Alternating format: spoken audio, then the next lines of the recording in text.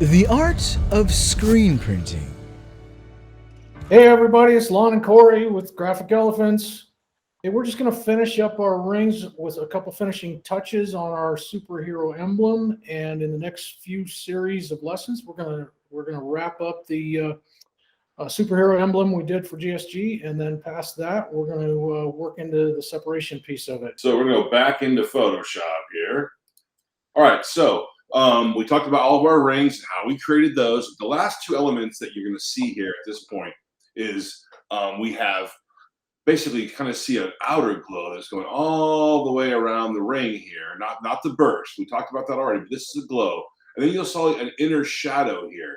And these are just a couple of, simple effects, but this shadow inside kind of helps the ring feel like it's floating above the mesh. And so it's just an effect. And the beauty of layers is that we can do a lot of this stuff with no worries about, seeing all the unsightly stuff. So let me go ahead and turn off those rings there, and you're going to see what's left over is just the rings themselves. This is the ring that has the glow, and this is the ring that has the shadow glow.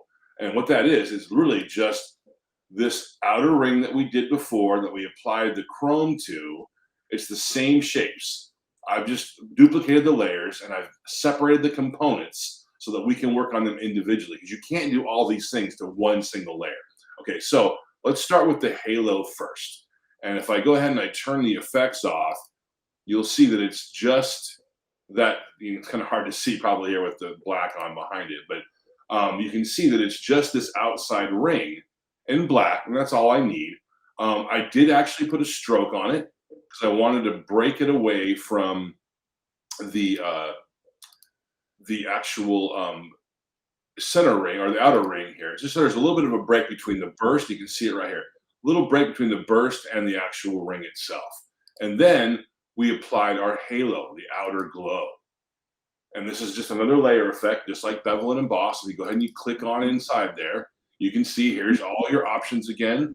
The levers, I kept this fairly transparent. I want that to sort of fade on the shirt. I don't want it to be bright. I just want it to fade. So I kept it at a half opacity here.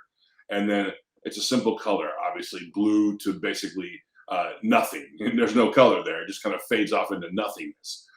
So, excuse me. So that's an easy effect to bring in there. Okay, then we have the shadow. If I turn that on, I'm actually turning its effects off first, but you'll turn that on. Come on, there it is. Okay, now this is the other ring that we had for the outer ring. It's just on the inside part. Same thing, I'm going to apply a stroke to it because I want it to be a little thicker than it is right now so that it kind of peeks out a little bit. And see how it just completely jumped in size there.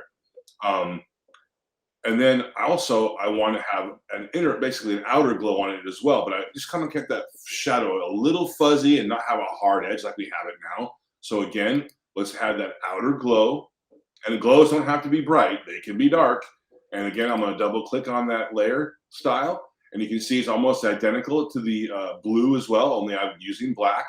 I did up the opacity a little bit more on this one because I want it to be a little harder so that it really breaks it away from the actual rings that we have in front of it. So I'm just going to say okay to that. I'm going to turn my background back on, like our black shirt. Excuse me. Of course, you can see all the unsightly stuff, but as soon as we turn all of our rings back on, come on, presto magico.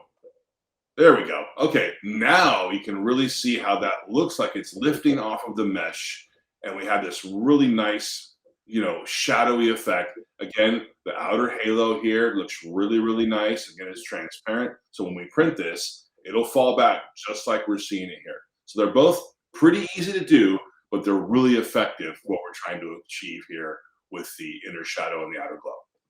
And there we go. And with those strokes and then the separation that you're creating, we're actually going to make that a little bit easier to print when we get to press with that. So that's a kind of a bonus to why we would give those strokes and that spacing that you're creating. So he's Corey and I'm Lon, and this has been the Art of Screen Printing presented by GSG. Join us next time when we start working on the wedges on the logo. See you next time.